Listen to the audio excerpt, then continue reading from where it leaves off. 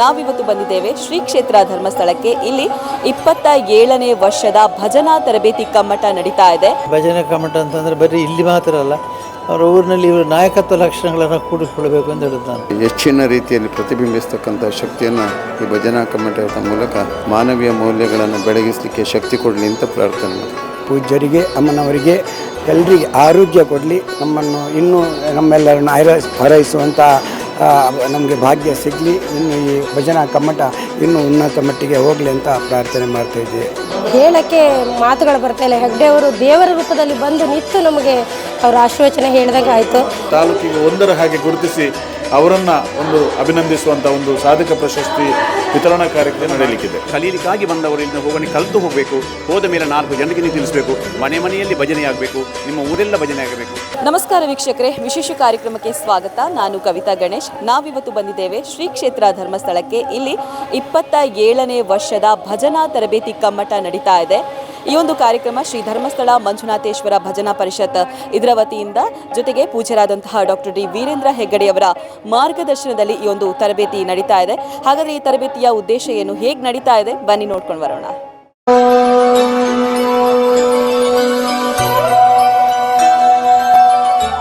ಭಜನಾ ಕಮ್ಮಟ ಸರ್ ನಡೆಸ್ಕೊಂಡು ಬರ್ತಾ ಇದ್ದೀರಾ, ತಮ್ಮ ಒಂದು ಮಾರ್ಗದರ್ಶನದಲ್ಲಿ ನಡೀತಾ ಇದೆ. ಇದರ ಬಗ್ಗೆ ತಮ್ಮ ಮಾತು ಸರ್. 27 ವರ್ಷಗಳಲ್ಲಿ ನಡೀತಾ ಇದೆ, ನಿರಂತರವಾಗಿ ನಡೀತದೆ. ಪ್ರತಿ ವರ್ಷ ಇದೊಂದು ಮಾಮೂಲಾಗಿ ಈ ತಿಂಗಳಲ್ಲಿ ನಡೆಯೋದು. ಎಲ್ಲ ನಮ್ಮ ಕಾರ್ಯಕರ್ತರೆಲ್ಲ ಬದಲೇ ಸಜ್ಜಾಗಿರ್ತಾರೆ. ಸಜ್ಜಾಗಿ ಅವರು ತಯಾರಾಗ್ತಾರೆ. ಈಗ ಸಂಘಟನೆ ಮಾಡೋದು, ಹೋಗಿ ಹಳ್ಳಿಗಳೆಲ್ಲ ಹೋಗಿ ಆಯ್ಕೆ ಮಾಡುವಂಥದ್ದು, ಮಹಿಳೆಯರನ್ನು ಪುರುಷರನ್ನು ಆಯ್ಕೆ ಮಾಡಿ ಅವರ ಸ್ವರಗಳನ್ನು ಸ್ವಲ್ಪ ಹೊಂದಿಸಿಕೊಂಡು, ಕೆಲವು ಸ್ವರ ಇರುವುದು, ಅದು ಉತ್ಸಾಹ ಇರ್ತದೆ, ಅದು ಆಯ್ಕೆ ಮಾಡಿ ಇಲ್ಲಿ ಚೆನ್ನಾಗಿ ಮಾಡ್ತಾ ಇದ್ದೇವೆ ನಾವು. ಹೀಗಾಗಿ ಇದು ಒಳ್ಳೆಯ ಯಶಸ್ವಿ ಕಾರ್ಯಕ್ರಮ. ಪರಿಷತ್ತನ್ನು ಮಾಡಿದ್ದೇವೆ. ಯಾವ ಸಂಘ ಮಾಡಿದ ಅವರೆಲ್ಲ ಸೇರಿಸಿ ಪರಿಷತ್ನಲ್ಲಿ ಕೂಡ ಅವರು ಚೆನ್ನಾಗಿ ಮಾಡುತ್ತಾರೆ. ಹಾಗೆ ಭಾಳ ಒಳ್ಳೆ ರೀತಿಯಲ್ಲಿ ನಡೀತಾ ಇದೆ. ಹಳ್ಳಿ ಸುಮಾರು ಎಷ್ಟು ಜನ ಭಾಗವಹಿಸಿದ್ದಾರೆ? ಈಗ ಇದರಲ್ಲಿ 190 ಜನ ಭಾಗವಹಿಸ್ತಾರೆ. ಇದರಲ್ಲಿ ಬೇರೆ ಪ್ರತಿ ವರ್ಷ 200 ಜನ, 150 ಹೆಚ್ಚು ಜನ ಇರ್ತಾರೆ. ಮತ್ತು ಪ್ರತಿ ವರ್ಷ ಅವರು ಪರಿಷತ್ನವರು ಇಲ್ಲಿ ಮೀಟಿಂಗ್ ಮಾಡಿ ಮುಂದಿನ ವರ್ಷಕ್ಕೆ ಏನು ಮಾಡಬೇಕು ಯೋಜನೆ ಹಾಕ್ಕೊಳ್ತಾರೆ.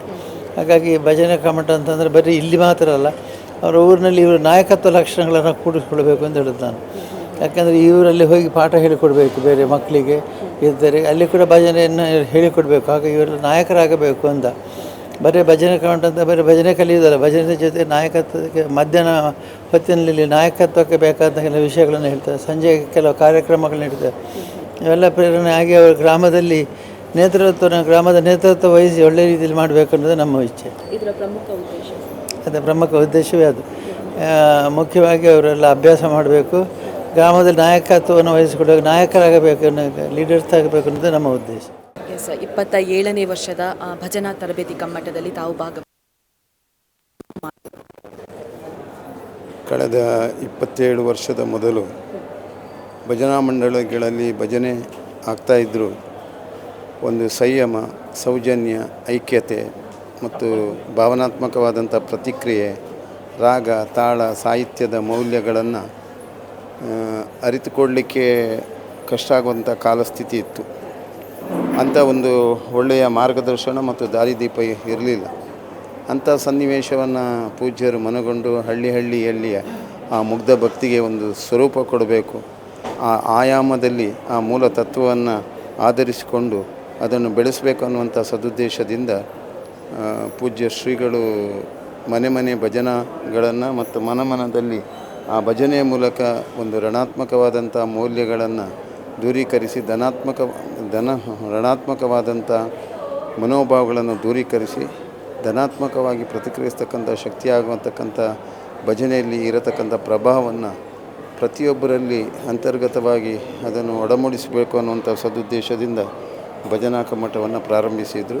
ಆ ಮೂಲಕ ಸಮಾಜದಲ್ಲಿ ಒಂದು ಮುಗ್ಧ ಭಕ್ತಿಗೆ ಮತ್ತು ಜನಸಾಮಾನ್ಯಗೂ ಕೂಡ ಭಕ್ತಿ ಮಾರ್ಗದಲ್ಲಿ ಸಂಸ್ಕಾರ, ಸಂಸ್ಕೃತಿ, ಆ ಪರಂಪರೆಯನ್ನು ಉಳಿಸಿ ಬೆಳೆಸುವಂಥ ಔದಾರ್ಯತೆಯನ್ನು, ಮನೋಭಾವವನ್ನು ಈ ಭಜನಾ ಕಮ್ಮಟದ ಮೂಲಕ, ಈ ಭಜನಾ ಕಮ್ಮಟದಲ್ಲಿ ಭಜನೆ ಮಾತ್ರ ಅಲ್ಲ, ಅವರಲ್ಲಿ ಸಂಪನ್ಮೂಲಗಳ ವ್ಯಕ್ತಿಗಳನ್ನು ತರಿಸಿ ಬೇರೆ ಅವರಲ್ಲಿರತಕ್ಕಂಥ ಅವರಿಗೆ ಜೀವನಕ್ಕೆ ಬೇಕಾದಂಥ ಮತ್ತು ಜೀವನದ ಮೌಲ್ಯಾಧಾರಿತ ಬದ್ಧತೆಯನ್ನು ಉಳಿಸಿಕೊಳ್ಳತಕ್ಕಂಥ ಅವಕಾಶ ಅನುಕೂಲತೆಗೋಸ್ಕರ ಸಂಪನ್ಮೂಲ ವ್ಯಕ್ತಿಗಳಿಂದ ಒಳ್ಳೆ ಮಾರ್ಗದರ್ಶನವನ್ನು ಮಾಡಿಸುವುದರ ಮೂಲಕ ಈ ಭಜನಾ ಕಮ್ಮಟ ಒಂದು ಒಳ್ಳೆಯ ಯಶಸ್ವಿಯನ್ನು ಕಂಡುಕೊಂಡಿದೆ.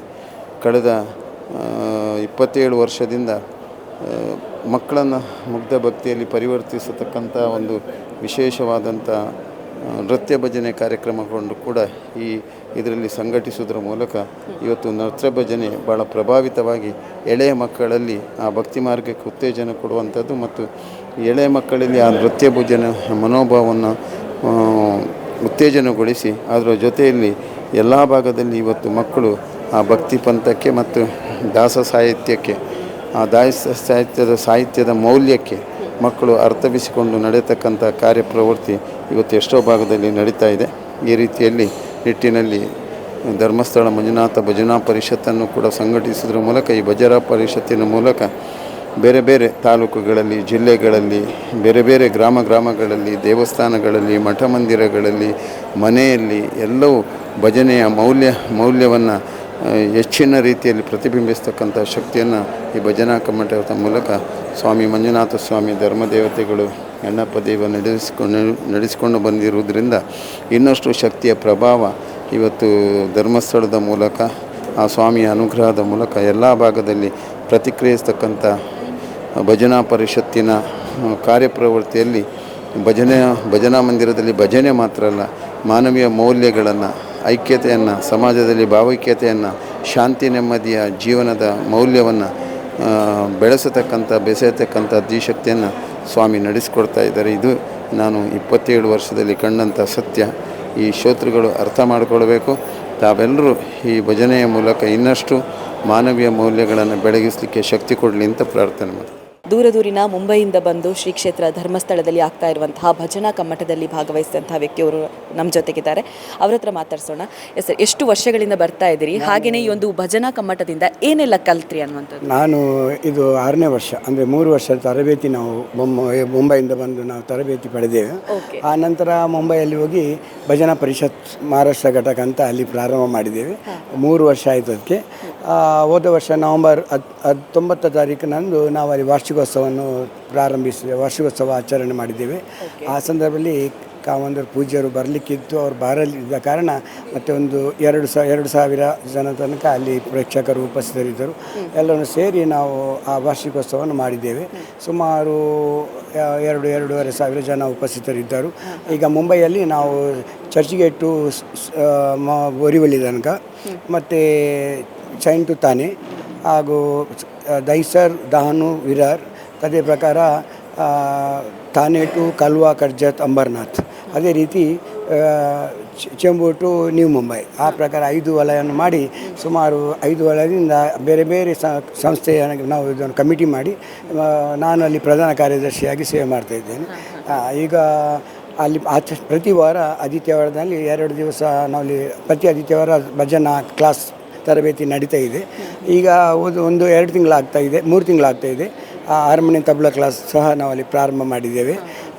ಅದರಲ್ಲಿ ಸಹ ಒಂದು 20-25 ಸಣ್ಣ ಮಕ್ಕಳು, ದೊಡ್ಡವರು ಸೇರಿ 20-25 ಮಂದಿ ಹಾರ್ಮೋನಿಯಂ ತಬಲಾ ಕ್ಲಾಸನ್ನು ತರಬೇತಿ ನಡೀತಾ ಇದೆ.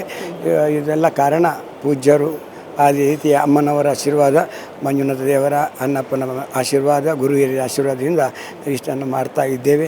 ಇನ್ನು ಪ್ರತಿ ವರ್ಷ ನಾವು ಇಲ್ಲಿ ತರಬೇತಿ, ನಾವು ಅಲ್ಲಿಂದ ಪ್ರತಿನಿಧಿಯಾಗಿ ನಾನು ಬರ್ತಾ ಇದ್ದೇನೆ. ಈ ಸಲ ಪ್ರಶಸ್ತಿ ಪ್ರದಾನಕ್ಕೆ ಹೋದ ವರ್ಷ ಈ ವರ್ಷ 2 ವರ್ಷದಿಂದ ನಡೀತಾ ಇದೆ. ಈ ವರ್ಷವೂ ಅಲ್ಲಿಂದ ಒಂದು 7-8 ಮಂದಿ ಪ್ರಶಸ್ತಿ ಕೊಟ್ಟಿಗೆ ಬರಲಿಕ್ಕಿದ್ದಾರೆ. ಏನೇ ಇರಲಿ, ನಮಗೆ ತುಂಬ ಸಂತೋಷ ಪಡೆದಿದೆ. ಇದೇ ದೇವರಲ್ಲಿ ಪ್ರಾರ್ಥನೆ, ಪೂಜ್ಯರಿಗೆ, ಅಮ್ಮನವರಿಗೆ, ಎಲ್ಲರಿಗೆ ಆರೋಗ್ಯ ಕೊಡಲಿ, ನಮ್ಮನ್ನು ಇನ್ನೂ ನಮ್ಮೆಲ್ಲರನ್ನು ಹಾರೈಸುವಂಥ ನಮಗೆ ಭಾಗ್ಯ ಸಿಗಲಿ. ಇನ್ನು ಈ ಭಜನಾ ಕಮ್ಮಟ ಇನ್ನೂ ಉನ್ನತ ಮಟ್ಟಿಗೆ ಹೋಗಲಿ ಅಂತ ಪ್ರಾರ್ಥನೆ ಮಾಡ್ತಾಯಿದ್ದೆ. ಭಜನೆ ಮಾಡೋದ್ರಿಂದ ನಮ್ಮ ಮನಸ್ಸಿಗೆ ಎಷ್ಟು ನೆಮ್ಮದಿ ಸಿಗುತ್ತೆ ಅಂತ ಎಲ್ರಿಗೂ ಕೂಡ ಗೊತ್ತೇ ಇದೆ. ನೀವು ಸತತ ಸುಮಾರು ವರ್ಷಗಳಿಂದ ನೀವು ಭಜನಾ ಕಾರ್ಯಕ್ರಮಗಳನ್ನು ಮಾಡ್ಕೊಂಡು ಬಂದಿದ್ದೀರಾ. ಇದ್ರ ಬಗ್ಗೆ ಹೇಳೋದಾದರೆ, ನಾನು ಸುಮಾರು ಊರಿಂದ ಹೋಗಿ 14ನೇ ವರ್ಷದಲ್ಲಿ ಮುಂಬೈ ಹೋಗಿದ್ದೇನೆ. ಊರಿಂದ ಸಹ ನಾವು ಬೆಳಿಗ್ಗೆ ಸಂಜೆ 2 ಗಂಟೆ ಮನೆಯಲ್ಲಿ ಭಜನೆ ಮಾಡ್ತಾ ಇದ್ದೇವೆ. ಮುಂಬೈಯಲ್ಲಿ ಹೋಗಿ ಉಮಾಮಹೇಶ್ವರಿ ಭಜನಾ ಮಂಡಳಿ ಸತತ 42 ವರ್ಷದಿಂದ ಭಜನೆ ಭೂವಾಜಿ ಆಗಿದ್ದೇನೆ ಈಗ. ಅದೇ ರೀತಿ ಬಿಲ್ ಅಸೋಸಿಯೇಷನ್ ಜನರಲ್ ಸೆಕ್ರೆಟರಿ ಆಗಿ ಮುಂಬೈಯಲ್ಲಿ ಜನರಲ್ ಸೆಕ್ರೆಟರಿ ಆಗಿ ಸೇವೆ ಮಾಡಿದೆ. ಅಲ್ಲಿ ಸಹ 35 ವರ್ಷದಿಂದ ಸೇವೆ ಮಾಡ್ತಾ ಇದ್ದೇನೆ. ಭಜನೆಯಿಂದ ನನ್ನ ಪ್ರಥಮ ಎಲ್ಲ ನಾನು ವ್ಯವಹಾರ ಏನು ನೋಡಲಿಲ್ಲ, ಕೆಲಸ ನೋಡಲಿಲ್ಲ. ನಾನು ಪುರೋಹಿತನಾಗಿ ಸೇವೆ ಮಾಡ್ತಾ ಇದ್ದೇನೆ.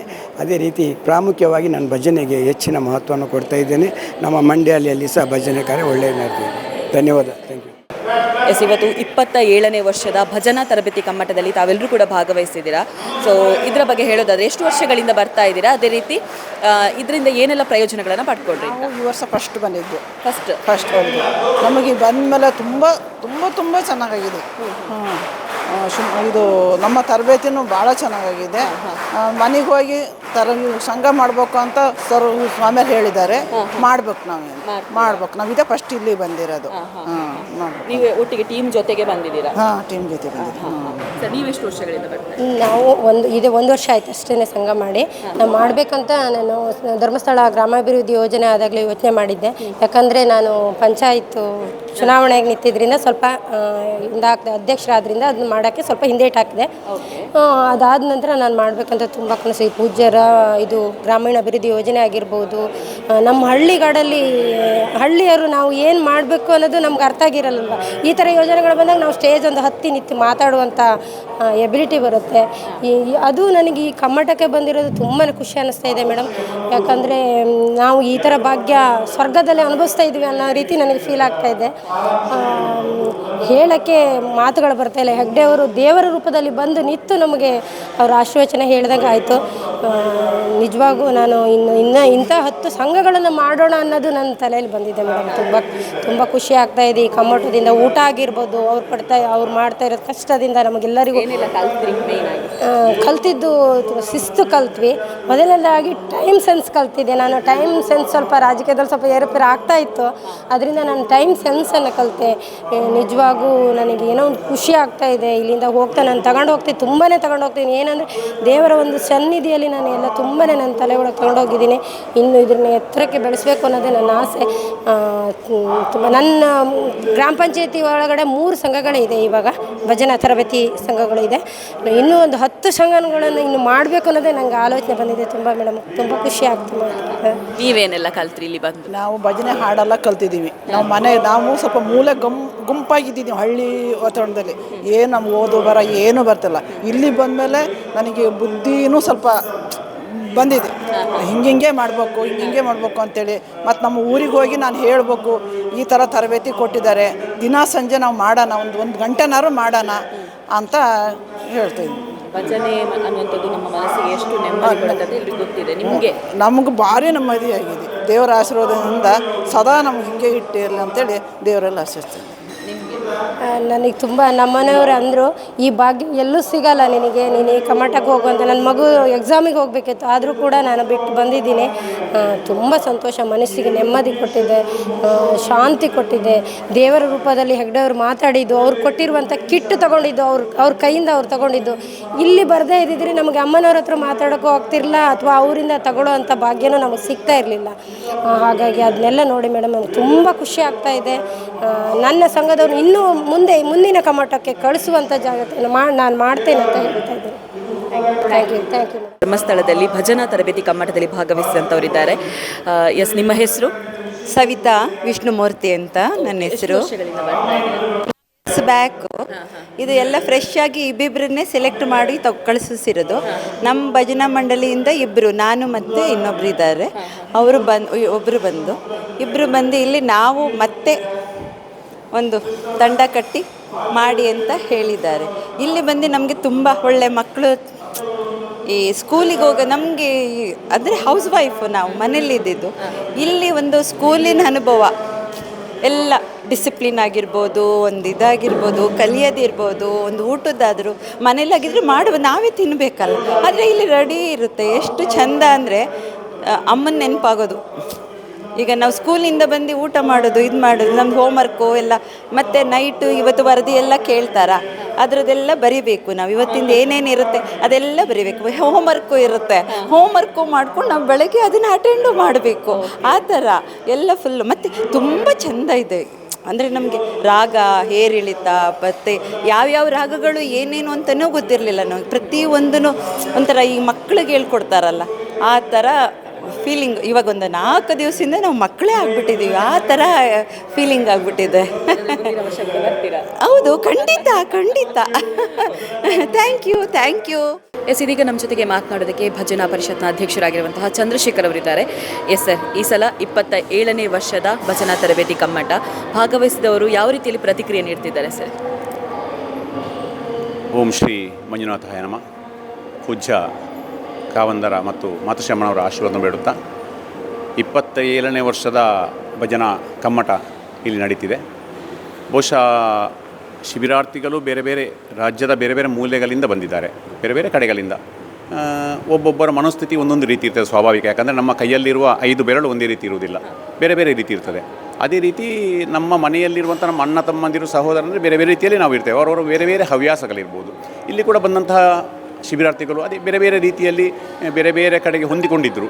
ಇದೀಗ ಬಹುಶಃ ಬಂದ ದಿವಸ ನಮಗೆ ಅವರ ಎಲ್ಲ ವಿವರಗಳು ನಾವು ತಿಳ್ಕೊಂಡು ಅವರು ಯಾವ ರೀತಿ ಇದ್ದಾರೆ, ಏನು ಈ ಬಗ್ಗೆ ಎಲ್ಲ ಅವರು ವಿವರಣೆ ಪಡ್ಕೊಂಡು ನಂತರ ಅವರನ್ನು ಮರು ದಿವಸ ನಾವು ತರಬೇತಿಗೆ ಪ್ರಾರಂಭ ಮಾಡಿದ್ದೇವೆ. ತರಬೇತಿ ನಂತರ ಬಹುಶಃ ಈಗ ಇವತ್ತು 6ನೇ ದಿವಸ ಅವರು ಊರು ಬಿಟ್ಟು ಇಲ್ಲಿ ಬಂದು ಬಹಳ ಉತ್ತಮವಾಗಿ ಸ್ಪಂದನೆ ಮಾಡ್ತಿದ್ದಾರೆ.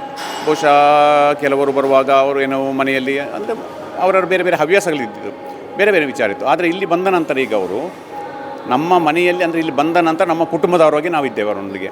ಅಂದರೆ ನಮ್ಮ ಮನೆಯವರಾಗಿ ನಾವು ಅವ್ರು ನೋಡಿಕೊಳ್ತಿದ್ದೇವೆ. ಬಹುಶಃ ನಮ್ಮ ಪ್ರೀತಿಗೆ ಅವರು ಪಾತ್ರರಾಗಿದ್ದಾರೆ, ಅವರ ಪ್ರೀತಿಗೆ ನಾವು ಪಾತ್ರರಾಗೋದಕ್ಕಿಂತ ನಮ್ಮ ಪ್ರೀತಿಗೆ ಅವರು ಪಾತ್ರರಾಗಿದ್ದಾರೆ ಅನ್ನೋದು ಮುಖ್ಯ ನಮಗೆ.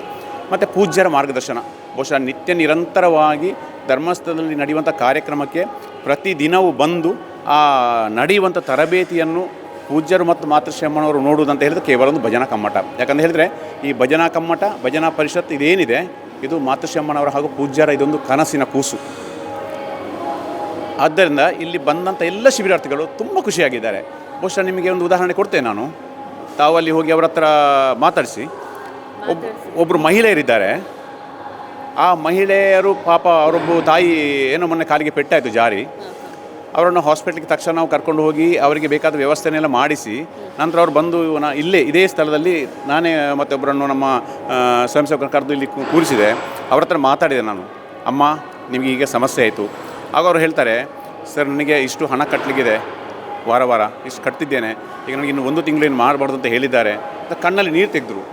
ಅದೇ ತಕ್ಷಣ ನಾನು ಅವರಿಗೆ ಹೇಳಿದೆ, 1 ನಿಮಿಷ ಇರಿ, ನಾನು ಸಂಚಾಲಕರ ಹತ್ರ ಮಾತಾಡಿ ಏನಾದರೂ ವ್ಯವಸ್ಥೆ ನಿಮ್ಮನ್ನು ಮನೆಗೆ ಕರ್ಕೊಂಡು ಹೋಗುವಂಥ ವ್ಯವಸ್ಥೆ ಮಾಡೋಣ ಅಂತ. ಮತ್ತು ಅವರಿಗೆ ನಾವು ಬಂದಿಲ್ಲಿ ಭರವಸೆ ಕೊಟ್ಟೆ, ನಿಮಗೆ ಒಂದು ವೇಳೆ ಮನೆಗೆ ಹೋಗಬೇಕಂತ ಉಂಟು, ಏನು ಸಮಸ್ಯೆಯಲ್ಲಿ ಆಗ್ಬೋದು ಅಂತ ಏನಾದರೂ ಇದ್ದರೆ ನಿಮ್ಮನ್ನು ಮನೆಗೆ ಕರ್ಕೊಂಡು ಹೋಗಿ ಬಿಟ್ಟು ಬರುವಂಥ ವ್ಯವಸ್ಥೆ ನಾವು ಮಾಡ್ತೇವೆ. ಯಾಕಂದರೆ ಪಾಪ ತಾಯಿ ಅವರೆಷ್ಟೋ ದೂರದಿಂದ ಕ್ಷೇತ್ರದ ಮೇಲಿನ ಭಕ್ತಿ ಹಾಗೂ ಪೂಜ್ಯರ ಮತ್ತು ಅಮ್ಮನವರ ಮೇಲಿನ ಒಂದು ವಿಶ್ವಾಸದಿಂದ ಇಲ್ಲಿ ಬಂದಿದ್ದಾರೆ. ಈಗ ನಾವು ಕೇಳಿದ ತಕ್ಷಣ ಅವರೊಂದು ಮಾತು ಹೇಳಿದರು, ಸರ್ ನಾನು ಹೋಗೋದಿಲ್ಲ, ಯಾಕಂದರೆ ನಾನು ಇಲ್ಲಿಂದ ಈಗ ಭಜನಾ ಕಮ್ಮಟದ ಅರ್ಧದಿಂದ ನನ್ನ ಕಾಲು ನೋವು ಅಂತ ನಾನು ಹೋದರೆ ನನಗೆ ಮತ್ತೊಮ್ಮೆ ಇಲ್ಲಿ ಒಂದು ತರಬೇತಿ ಪಡೆಯುವ ಅವಕಾಶ ಈ ಕ್ಷೇತ್ರದಲ್ಲಿ ಸಿಗುವುದಿಲ್ಲ, ಬೇರೆ ಎಲ್ಲೂ ಹೋದರೂ ಕೂಡ ಇಂಥ ತರಬೇತಿ ನಮ್ಗೆ ಸಿಗುವುದಿಲ್ಲ ಅಂತ ಹೇಳುವಂಥ ಒಂದು ಮಾತು ತಾಯಿ ಹೇಳಿದರು. ನಿಜವಾಗ್ಲೂ ಆ ಮಾತು ನಮಗೆ ಚುಚ್ಚುತ್ತಿದೆ. ಯಾಕಂದರೆ ನಾವು ಏನೊಂದು ಸೇವೆ ಮಾಡ್ತೇವೆ ಜನರದ್ದು, ಇಲ್ಲಿ ಬಂದವರದ್ದು, ನಾವೆಲ್ಲ ನಿಸ್ವಾರ್ಥ ಸೇವೆ ಮಾಡುವವರು. ನಾವು ಇಂಥ ಸೇವೆ ಮಾಡಿದ್ದು ಅದರಲ್ಲಿ ಇನ್ನೇನಾದರೂ ನಮ್ಮದು ತಪ್ಪುಗಳಾಗ್ಬೋದಾ, ಪಾಪ ಆ ತಾಯಿಯನ್ನು ನೋಡ್ಕೊಳ್ಳಿ. ಯಾಕಂದರೆ ಅವ್ರು ಹೇಳಿದ ಮಾತನ್ನು ಉಳಿಸ್ಕೊಳ್ತಿದ್ದೇವೆ.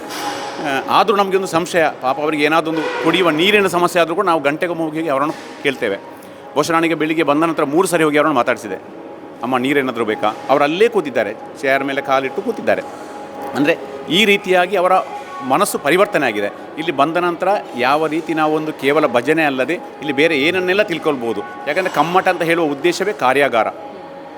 ಕಮ್ಮಟ ಅಂದರೆ ತರಬೇತಿ ಅಂದರೆ ಕೇವಲ ಇಲ್ಲಿ ಭಜನೆ ತರಬೇತಿ ಮಾತ್ರ ಅಲ್ಲ. ಕೆಲವು ಕಡೆ ನಾವೇನು ಮಾಡ್ತೇವೆ ಅಂದರೆ ಭಜನೆಯ ತರಬೇತಿ ಮಾತ್ರ. ಇಲ್ಲಿ ಭಜನೆಯ ತರಬೇತಿ ಮಾತ್ರ ಅಲ್ಲ, ಇಲ್ಲಿ ಬಂದಂತಹ ವ್ಯಕ್ತಿ, ಬಂದಂತಹ ತಾಯಿ ಆಗಲಿ, ಸಹೋದರಿ ಆಗಲಿ, ಸಹೋದರನಾಗಲಿ 1 ವಾರ ಇಲ್ಲಿ ನಿಂತರೆ ಅವರು ಇಲ್ಲಿಂದ ಹೋಗೋ ಮನ ಪರಿವರ್ತನೆಯಾಗಿ ಅವರ ಒಂದು ಬದಲಾವಣೆ ಆಗಬೇಕು. ಅವರ ಮನೆಯಲ್ಲಿ ಅದನ್ನು ಅವರು ಅಳವಡಿಸ್ಕೊಳ್ಬೇಕು, ಅವರ ಮಕ್ಕಳಿಗೆ ಅದನ್ನು ಹೇಳಿಕೊಡಬೇಕು. ಮನೆಯಲ್ಲಿ ತಮ್ಮ ಮಕ್ಕಳಿಗೆ ಒಂದು ಹಿಂದೂ ಧರ್ಮದ ಅಥವಾ ನಮ್ಮ ಏನು ಸಂಸ್ಕೃತಿ ಇದೆ ಅದನ್ನು ಉಳಿಸುವಲ್ಲಿ ಅವರು ಇಲ್ಲಿ ಪಡೆದಂಥವರೇನು ತರಗತಿ ಇದೆ ಅದು ಉಪಯೋಗ ಆಗಬೇಕಂತ ಹೇಳುವ ಉದ್ದೇಶದಿಂದ ಈ ಕಮ್ಮಟದಲ್ಲಿ ಎಲ್ಲ ವ್ಯವಸ್ಥೆಯನ್ನು ಮಾಡ್ತಿದ್ದೇವೆ. ಈಗ ಉದಾಹರಣೆಗೆ ಬೆಳಿಗ್ಗೆ ಯೋಗ ಇರ್ಬೋದು, ನಂತರ ಶಾಂತಿ ಮಂತ್ರಗಳಿರ್ಬೋದು, ಇನ್ನಿತರ ಬೇರೆ ಬೇರೆ ಚಟುವಟಿಕೆಗಳು, ನಂತರ ಭಜನಾ ಕಾರ್ಯಕ್ರಮ ಇರ್ಬೋದು. ಅದರ ನಂತರ ವಾಪಸ್ಸೀಗ ಬೇರೆ ಬೇರೆ ವಿಚಾರದಲ್ಲಿ ವಿಚಾರ ವಿನಿಮಯಗಳು ನೋಡಿ. ಅತಿಥಿ ಗಣ್ಯರು ಬರ್ತಾರೆ, ಮಧ್ಯಾಹ್ನ 1 ಗಂಟೆ ಅವರು ಬೇರೆ ಬೇರೆ ವಿಚಾರದ ಬಗ್ಗೆ ಅಲ್ಲಿ ಅವರಿಗೆ ಮನ ಪರಿವರ್ತನೆ ಆಗುವಂಥ ಮಾತುಗಳನ್ನು ಆಡ್ತಾರೆ. ನಂತರ ಮಧ್ಯಾಹ್ನ ವಾಪಸ್ ಭಜನಾ ತರಬೇತಿ ಇರ್ಬೋದು. ಅದರ ನಂತರ ಕುಣಿತ ಭಜನೆ ಕಲಿಯುವವರಿಗೆ ಕುಣಿತ ಭಜನೆ, ನಗರ ಭಜನೆ ಹೋಗುವವರಿಗೆ ನಗರ ಭಜನೆ. ಯಾಕಂದರೆ ಇಲ್ಲಿ ಬಂದಂಥ ಶಿಬಿರಾರ್ಥಿಗಳು ಎಲ್ಲದರಲ್ಲಿ ಒಂದಲ್ಲ ಒಂದು ರೀತಿಯಲ್ಲಿ ನಾವು ಯಾವುದಕ್ಕೆ ಬನ್ನಿ ಅಂತ ಹೇಳ್ತೇವೆ ಅದರಲ್ಲಿ ತುಂಬ ಅವರು ಖುಷಿ ಪಡ್ತಿದ್ದಾರೆ. ನಮಗೆ ಮುಖ್ಯ ಅದು, ಯಾಕಂದರೆ ನಗರ ಭಜನೆಗೆ ನಾನು ಸ್ವತಃ ಹೋಗ್ತಿದ್ದೇನೆ. ಆ ಶಿಬಿರಾರ್ಥಿಗಳು ಎಷ್ಟು ಖುಷಿ ಇದ್ದಾರೆ ಅಂತ ಹೇಳಿದರೆ ನಾವು ಒಟ್ಟಿಗೆ ಹೋಗುವಾಗ, ಸರ್ ನೀವು ಬರ್ತಿಲ್ಲ ಬನ್ನಿ ಅಂತ. ಯಾಕಂದರೆ ನಮ್ಮೊಂದು ಸಮನ್ವಯಾಧಿಕಾರಿಗಳು ಕೂಡ ಅವನನ್ನು ಅಷ್ಟೊಂದು ಅಚ್ಚುಕಟ್ಟಾಗಿ ನೋಡ್ಕೊಳ್ತಿದ್ದಾರೆ. ಇಲ್ಲೇ ಸ್ವಯಂ ಸೇವಕರು ಎಲ್ಲ ವ್ಯವಸ್ಥೆಯನ್ನು ಮಾಡ್ತಿದ್ದಾರೆ. ನಿತ್ಯ ನಿರಂತರವಾಗಿ ಮಾತೃಶಮ್ಮನವರ ಹಾಗೂ ಪೂಜ್ಯರ ಇಲ್ಲಿ ಏನು ಮಾರ್ಗದರ್ಶನ ಇದೆ ಅದನ್ನು ನಾವು ಸುಬ್ರಹ್ಮಣ್ಯ ಪ್ರಸಾದರವರು ನಮ್ಮ ಇದರ ಸಂಚಾಲಕರು ಅವರ ಮುಖಾಂತರ ಅದನ್ನೆಲ್ಲ ನಾವು ಸೆಟ್ ಮಾಡಿಕೊಂಡು ಏನೆಲ್ಲ ವ್ಯವಸ್ಥೆ ಬೇಕು ಅದನ್ನು ಸಂಪೂರ್ಣ ನೋಡ್ತಿದ್ದೇವೆ. ಈಗ ಇನ್ನು ಮುಂದಿನ ವಿಚಾರಗಳು ನಮಗೆ ಭಜನಾ ಮಂಡಳಿ ನಾಳೆ ಒಂದು ಸಾಧಕ ಪ್ರಶಸ್ತಿ ವಿತರಣೆ ಇದೆ.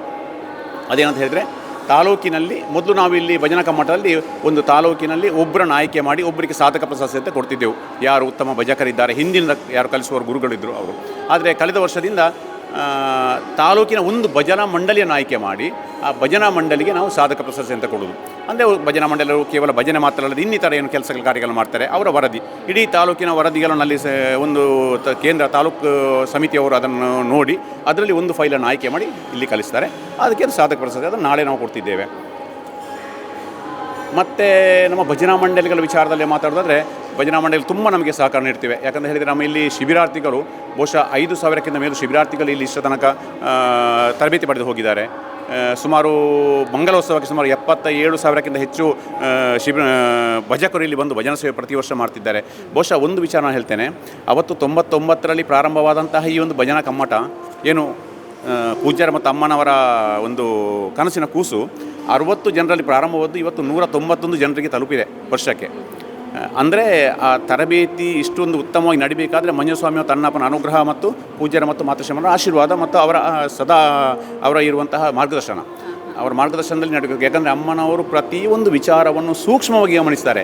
ಹಾಡಿರ್ಬೋದು, ಅಲ್ಲಿಯ ತಾಳ ಇರ್ಬೋದು, ಇಲ್ಲಿಯ ಇನ್ನಿತರ ವ್ಯವಸ್ಥೆಗಳಿರ್ಬೋದು, ಅಥವಾ ಏನೊಂದು ಬಾಯಾರಿಕೆ ಕುಡಿಯುವ ನೀರಿನ ವ್ಯವಸ್ಥೆ ಇರ್ಬೋದು, ಆರೋಗ್ಯ ವ್ಯವಸ್ಥೆ ಎಲ್ಲವನ್ನು ಪ್ರತ್ಯೇಕವಾಗಿ ಪ್ರತಿದಿನ ಎಲ್ಲ ವಿವರಣೆ ಪಡ್ಕೊಂಡು ಯಾವುದನ್ನು ಯಾವ ರೀತಿ ಮಾಡಬೇಕು ಅಂತ ಹೇಳುವಂಥ ಒಂದು ಅಚ್ಚುಕಟ್ಟಾದ ಒಂದು ವ್ಯವಸ್ಥೆ ಇದು ಇಲ್ಲಿ ಕಾಣಲಿಕ್ಕೆ ಸಿಗಲಿಕ್ಕಿಲ್ಲ.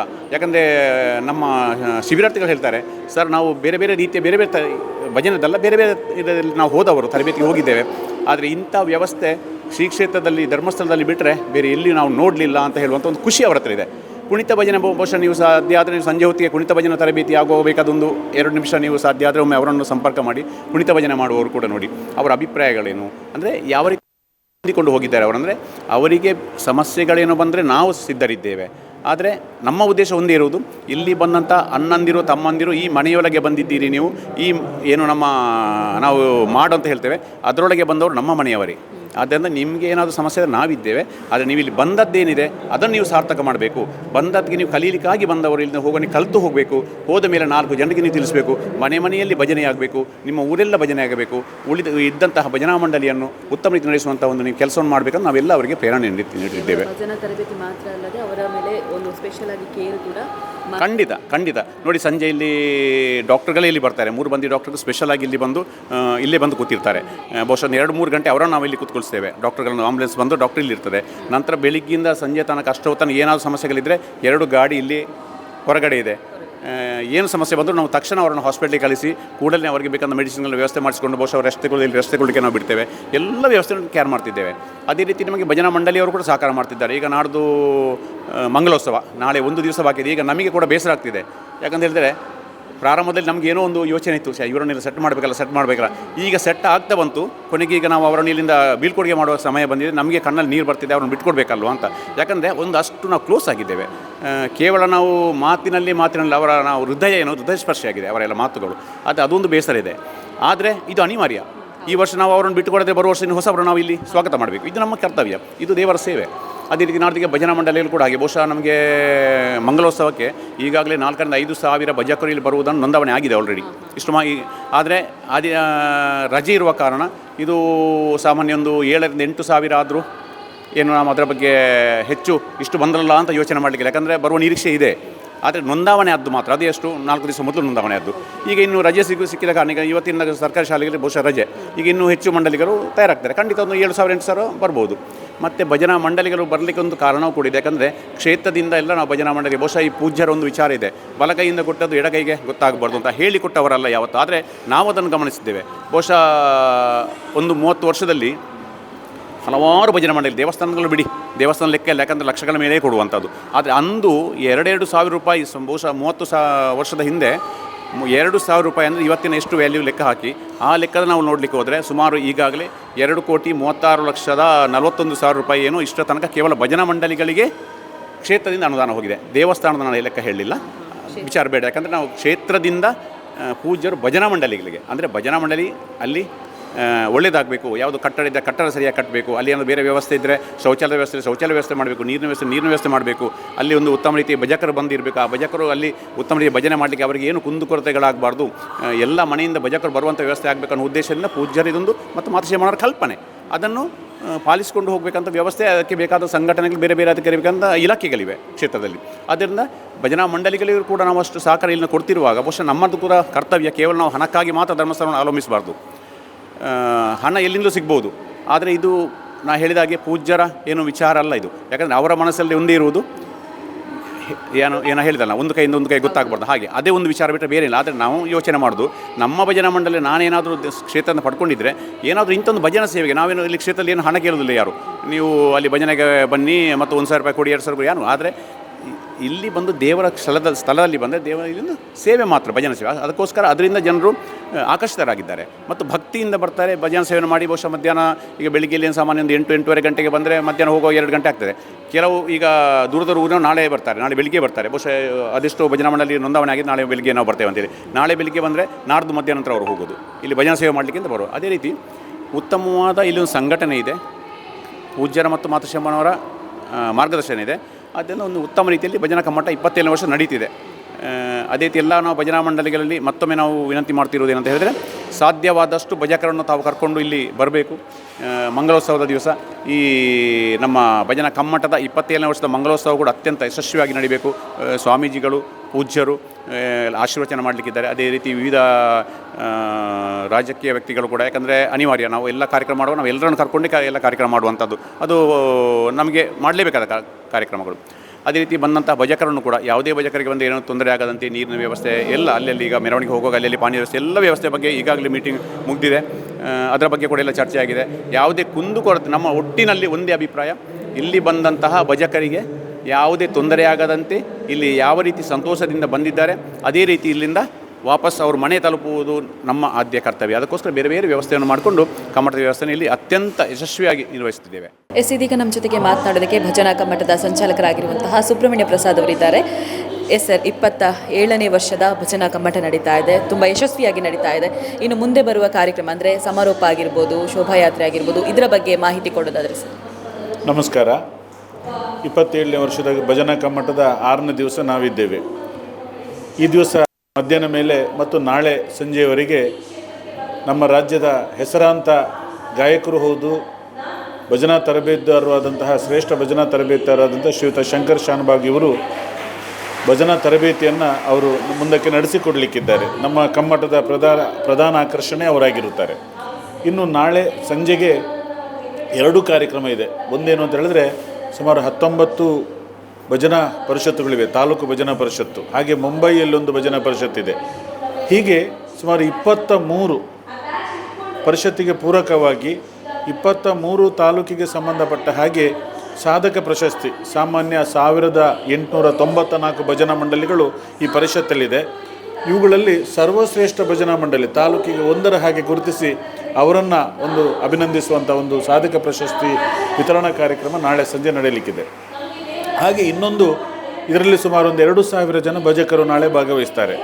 ಹಾಗೆ ನಾಳೆ ರಾತ್ರಿ ಶ್ರೀ ಪದ್ಮಶ್ರೀ ಪ್ರಶಸ್ತಿ ವಿಜೇತ ಶ್ರೀ ವೆಂಕಟೇಶ್ ಕುಮಾರ್ ಧಾರವಾಡ ಇವರಿಂದ ಭಕ್ತಿ ಸಂಗಮ ಅನ್ನುವಂತಹ ಒಂದು ಕಾರ್ಯಕ್ರಮ ಸುಮಾರು 2 ತಾಸು ನಾಳೆ ಸಂಜೆ ನಡೀಲಿಕ್ಕಿದೆ.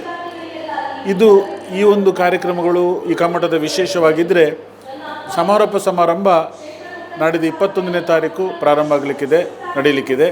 ಬೆಳಿಗ್ಗೆ 9 ಗಂಟೆಗೆ ಶೋಭಾಯಾತ್ರೆ ದಕ್ಷಿಣ ಕನ್ನಡ, ಉಡುಪಿ ಜಿಲ್ಲೆ, ಉತ್ತರ ಕನ್ನಡ, ಕಾಸರಗೋಡು, ಶಿವಮೊಗ್ಗ ಹೀಗೆ ಬೇರೆ ಬೇರೆ ಭಾಗಗಳಿಂದ ಸುಮಾರು 600 ಭಜನಾ ಮಂಡಳಿಯ 8,000 ಜನ ಭಜಕರು ಈ ಒಂದು ಭಜನಾ ಮಂಗಲೋತ್ಸವದಲ್ಲಿ ಭಾಗವಹಿಸಲಿಕ್ಕಿದ್ದಾರೆ. ಬೆಳಿಗ್ಗೆ 9 ಗಂಟೆಗೆ ಶೋಭಾಯಾತ್ರೆಯೊಂದಿಗೆ ಪ್ರಾರಂಭ ಆಗಿ ಭವ್ಯವಾದಂತಹ ಮೆರವಣಿಗೆಯೊಂದಿಗೆ ಅಮೃತವರ್ಷಿಣಿ ಸಭಾಂಗಣದಲ್ಲಿ ಸೇರಿ ಈ ಒಂದು ಸಮಾರೋಪ ಸಮಾರಂಭ ನಡೀಲಿಕ್ಕಿದೆ. ಡಾಕ್ಟರ್ ಡಿ ವೀರೇಂದ್ರ ಹೆಗಡೆಯವರ ಅಧ್ಯಕ್ಷತೆಯಲ್ಲಿ ಶ್ರೀ ಗುರುದೇವಾನಂದ ಸ್ವಾಮೀಜಿಗಳು ಒಡಿಯೂರು ಕ್ಷೇತ್ರ ಇವರ ಆಶೀರ್ವಚನ, ಹಾಗೆ ಮುಖ್ಯ ಅತಿಥಿಗಳಾಗಿ ಶ್ರೀ ಸುನಿಲ್ ಕುಮಾರ್ ಶಾಸಕರು ಕಾರ್ಕಳ ವಿಧಾನಸಭಾ ಕ್ಷೇತ್ರ, ಶ್ರೀ ಬ್ರಿಜೇಶ್ ಚೌಟ MP ದಕ್ಷಿಣ ಕನ್ನಡ, ಹಾಗೆ ಶಾಸಕರು ಶ್ರೀ ಹರೀಶ್ ಪೂಂಜಾ ಹಾಗೂ ಶ್ರೀ ಪ್ರತಾಪ್ ಸಿಂಹ ನಾಯ್ಕ್ MLC ಇವರೆಲ್ಲರೂ ಕೂಡ ಈ ಒಂದು ಮುಖ್ಯ ಅತಿಥಿಯಾಗಿ ಭಾಗವಹಿಸ್ತಾರೆ. ಗೌರವಾನ್ವಿತ ಶ್ರೀ ಹರ್ಷೇಂದ್ರ ಕುಮಾರ್, ಮಾತೃಶ್ರೀ ಹೇಮಾವತಿ ಹೆಗಡೆಯವರು, ಶ್ರೀ ಡಿ ಸುರೇಂದ್ರ ಕುಮಾರ್ ಅವರು ಇವರೆಲ್ಲರೂ ಕೂಡ ಮುಖ್ಯ ಅತಿಥಿಗಳಾಗಿ ಭಾಗವಹಿಸುವಂಥ ಈ ಸಮಾರಂಭದಲ್ಲಿ ದೊಡ್ಡ ಸಂಖ್ಯೆಯ ಭಜಕರು ಆಗಮಿಸ್ತಾರೆ. ಹಾಗಾಗಿ ಈ ಭಜನಾ ಕಮ್ಮಟದ ಎಲ್ಲವೂ ಕೂಡ ಸುಂದರವಾಗಿ ನಡೆಯುತ್ತಿದೆ. ಅದರ ಜೊತೆಗೆ ಇವತ್ತು ರಾತ್ರಿ ಮುಸ್ಸಂಜೆ ಹೊತ್ತಿಗೆ ನಗರಾದ್ಯಂತ ಸುಮಾರು ನಮ್ಮೆಲ್ಲ ಶಿಬಿರಾರ್ಥಿಗಳು ಸೇರಿ ಊರವರ ಸಹಕಾರದೊಂದಿಗೆ 10 ಕಡೆಗಳಲ್ಲಿ ನಗರ ಸಂಕೀರ್ತನ ಕಾರ್ಯಕ್ರಮವನ್ನು ನಾವು ಮಾಡ್ತಾ ಇದ್ದೇವೆ. ಅದು ಕೂಡ ಈ ಒಂದು ಕಮ್ಮಟದ ಪ್ರಧಾನ ಆಕರ್ಷಣೆ ಆಗಿದೆ ಅಂತ ಹೇಳಿಕೆ ನಾನು ಬಯಸ್ತಾ ಇದ್ದೇನೆ. ಒಟ್ಟಾಗಿ ಹೇಳೋದಿದ್ರೆ 7 ದಿನಗಳ ಈ ತರಬೇತಿ ಕಮ್ಮಟದಲ್ಲಿ ಸುಮಾರು 4-5 ಜನ 6 ಜನ ಸಂಪೂರ್ಣ ವ್ಯಕ್ತಿಗಳ ಮೂಲಕ ಸುಮಾರು 36 ಹಾಡುಗಳನ್ನು ಕಲಿಸಿಕೊಡುವಂಥ ಕೆಲಸವನ್ನು ನಾವು ಮಾಡಿದ್ದೇವೆ. ಅದಲ್ಲದೆ ಶ್ರೀ ಸಂದೇಶ್ ಇವರು ಪುರುಷ ಶಿಬಿರಾರ್ಥಿಗಳಿಗೆ ಕುಣಿತ ಭಜನೆಯನ್ನು ಅವರು ಹೇಳಿಕೊಟ್ಟರೆ, ಶ್ರೀಮತಿ ಚೈತ್ರ ಅವರು ಮಹಿಳೆಯರಿಗೆ ಕುಣಿತ ಭಜನೆಯನ್ನು ಹೇಳಿಕೊಡಲಿಕ್ಕಿದ್ದಾರೆ. ಸೌಮ್ಯ ಸುಭಾಸ್ ಅವರು ಶೋಭನೆ ಹಾಡುಗಳನ್ನು ಹೇಳಿಕೊಡಲಿಕ್ಕಿದ್ದಾರೆ. ವಂದನೆಗಳು. ನೋಡಿದ್ರಲ್ಲ ವೀಕ್ಷಕರೇ, ಭಜನಾ ತರಬೇತಿ ಕಮ್ಮಟ ಅಂದರೆ 27ನೇ ವರ್ಷದ ಭಜನಾ ತರಬೇತಿ ಕಮ್ಮಟ ಯಾವ ರೀತಿಯಲ್ಲಿ ನಡೀತಾ ಇದೆ, ಜೊತೆಗೆ ಎಷ್ಟು ಜನ ಭಾಗವಹಿಸಿದವರು ಏನು ಹೇಳಿದರು ಎಲ್ಲವನ್ನು ಕೂಡ ನೋಡ್ಕೊಂಡು ಬಂದ್ರಿ. ಇದು ನಡೀತಾ ಇರುವಂತಹದ್ದು ಧರ್ಮಸ್ಥಳದ ಮಹೋತ್ಸವ ಸಭಾಭವನದಲ್ಲಿ. ಇದಾಗಿತ್ತು ಈ ಹೊತ್ತಿನ ವಿಶೇಷ ಕಾರ್ಯಕ್ರಮ. ನೋಡ್ತಾ ಇರಿ ಕಹಳೆ ನ್ಯೂಸ್, ಇದು ಸಮಾಜದ ಜಾಗೃತಿಗಾಗಿ ವಸ್ತುನಿಷ್ಠ ವರದಿ. ನಾವಿವತ್ತು ಬಂದಿದ್ದೇವೆ ಶ್ರೀ ಕ್ಷೇತ್ರ ಧರ್ಮಸ್ಥಳಕ್ಕೆ. ಇಲ್ಲಿ 27ನೇ ವರ್ಷದ ಭಜನಾ ತರಬೇತಿ ಕಮ್ಮಟ ನಡೀತಾ ಇದೆ. ಭಜನಾ ಕಮ್ಮಟ ಅಂತಂದರೆ ಬರೀ ಇಲ್ಲಿ ಮಾತ್ರ ಅಲ್ಲ, ಅವರ ಊರಿನಲ್ಲಿ ಇವರು ನಾಯಕತ್ವ ಲಕ್ಷಣಗಳನ್ನು ಕೂಡಿಕೊಳ್ಳಬೇಕು ಅಂತ ಹೇಳುದು ನಾನು. ಹೆಚ್ಚಿನ ರೀತಿಯಲ್ಲಿ ಪ್ರತಿಬಿಂಬಿಸ್ತಕ್ಕಂಥ ಶಕ್ತಿಯನ್ನು ಈ ಭಜನಾ ಕಮ್ಮಟದ ಮೂಲಕ ಮಾನವೀಯ ಮೌಲ್ಯಗಳನ್ನು ಬೆಳಗಿಸಲಿಕ್ಕೆ ಶಕ್ತಿ ಕೊಡಲಿ ಅಂತ ಪ್ರಾರ್ಥನೆ. ಪೂಜ್ಯರಿಗೆ, ಅಮ್ಮನವರಿಗೆ, ಎಲ್ಲರಿಗೆ ಆರೋಗ್ಯ ಕೊಡಲಿ, ನಮ್ಮನ್ನು ಇನ್ನೂ ನಮ್ಮೆಲ್ಲರನ್ನು ಹಾರೈಸುವಂಥ ನಮಗೆ ಭಾಗ್ಯ ಸಿಗಲಿ. ಇನ್ನು ಈ ಭಜನಾ ಕಮ್ಮಟ ಇನ್ನೂ ಉನ್ನತ ಮಟ್ಟಿಗೆ ಹೋಗಲಿ ಅಂತ ಪ್ರಾರ್ಥನೆ ಮಾಡ್ತಾ ಇದ್ದೀವಿ. ಹೇಳಕ್ಕೆ ಮಾತುಗಳು ಬರ್ತಾ ಇಲ್ಲ. ಹೆಗ್ಡೆ ಅವರು ದೇವರ ರೂಪದಲ್ಲಿ ಬಂದು ನಿಂತು ನಮಗೆ ಅವರ ಆಶೀರ್ವಚನ ಹೇಳಿದಾಗ ಆಯಿತು. ತಾಲೂಕಿಗೆ ಒಂದರ ಹಾಗೆ ಗುರುತಿಸಿ ಅವರನ್ನು ಒಂದು ಅಭಿನಂದಿಸುವಂಥ ಒಂದು ಸಾಧಕ ಪ್ರಶಸ್ತಿ ವಿತರಣಾ ಕಾರ್ಯಕ್ರಮ ನಡೆಯಲಿಕ್ಕಿದೆ. ಕಲೀಲಿಕ್ಕಾಗಿ ಬಂದವರು ಇನ್ನು ಹೋಗಿ ಕಲಿತು ಹೋಗಬೇಕು. ಹೋದ ಮೇಲೆ 4 ಜನರಿಗೆ ನೀವು ತಿಳಿಸಬೇಕು. ಮನೆಯಲ್ಲಿ ಭಜನೆ ಆಗಬೇಕು, ನಿಮ್ಮ ಊರೆಲ್ಲ ಭಜನೆ ಆಗಬೇಕು. ನಿಖರ ಸುದ್ದಿ, ಸದಭಿರುಚಿಯ ಕಾರ್ಯಕ್ರಮ. ನೀವು ನೋಡ್ತಾ ಇದ್ದೀರಾ ಕಹಳೆ ನ್ಯೂಸ್, ಸಮಾಜದ ಜಾಗೃತಿಗಾಗಿ ವಸ್ತುನಿಷ್ಠ ವರದಿ.